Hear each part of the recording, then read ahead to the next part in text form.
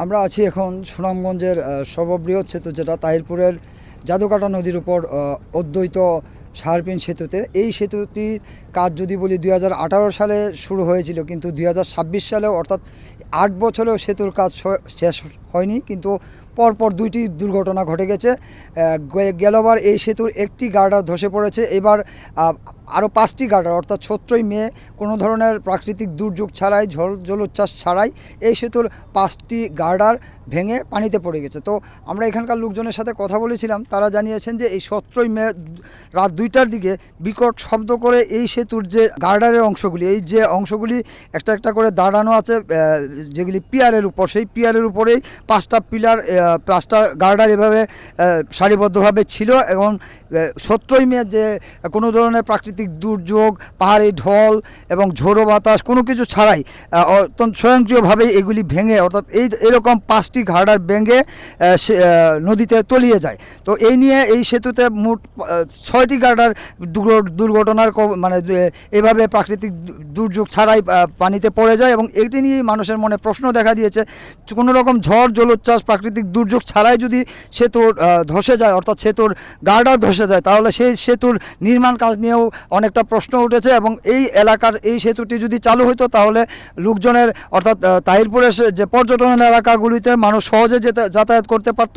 টাঙ্গার হাওর, Niladri lake সহ অর্থাৎ greater সুনামগঞ্জের সাথে নেত্রকোনার একটা সংযোগ স্থাপন হতো। কিন্তু এই কাঙ্ক্ষিত সেতুটি বারবার কেন সেতুর নির্মাণ কাজ হুচটকাচ্ছে, বারবার কেন এরকম দুর্ঘটনা ঘটছে, কিন্তু এখন পর্যন্ত এলাকাবাসী কোনো ধরনের সদুত্তর এটার দিতে পারেন, এলাকাবাসী এটার কোনো সদুত্তর পাননি। আমরা কথা বলেছিলাম এলজিডির প্রকৌশলীর সাথে, তিনি জানিয়েছেন যে ঠিকাদারের অনিয়মের জন্যই এই ঘটনা ঘটেছে, বা ঠিকাদারের ত্রুটিপূর্ণ কাজের জন্যই এই ঘটনা ঘটেছে। তবে আমরা প্রশ্ন রেখেছিলাম এলজিডির প্রকৌশলীকে যে যেই সেতুতে যখন গার্ডারগুলি বসানো হয় তখন এলজিডির কর্তৃপক্ষের যে ইঞ্জিনিয়ার ছিলেন, সেই ইঞ্জিনিয়ারের সামনে যদি কোনো ত্রুটি হয়ে থাকে ওই ত্রুটির দায়ভার কি ইঞ্জিনিয়ারের উপরও বর্তায় কিনা।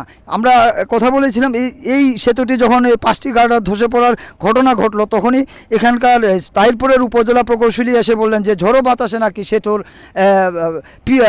গার্ডারগুলি ধসে পড়ে গেছে। আসলে এই এলাকার লোকজন যেটা বলছেন যে 17 তারিখ এই এলাকায় তেমন কোনো ঝড়ঝাপটা কোনো কিছুই হয়নি, স্বয়ংক্রিয়ভাবেই এই সেতুর 5টি গার্ডার ধসে গেছে। এতে প্রায় সরকারের 2 কোটি টাকার উপরে ক্ষতি হয়েছে এবং এই সেতুর নির্মাণ কাজ আরও 1 বছর পিছিয়ে গেছে। এলাকাবাসী দাবি করেছেন যে এই দুটি ঘটনার এই নিরপেক্ষ তদন্ত কমিটি গঠন করে দোষীদের বিরুদ্ধে, যারা দায়ী এবং দোষী হবেন বা যাদের অবহেলা কাজে প্রমাণিত হবে, তাদের বিরুদ্ধে আইনানুগ ব্যবস্থা নেবেন এবং এই সেতুর কাজ দ্রুত শেষ করবেন। তো এই ছিল সুনামগঞ্জের শাহ আরেফিন অদ্বৈত সেতু থেকে সবশেষ।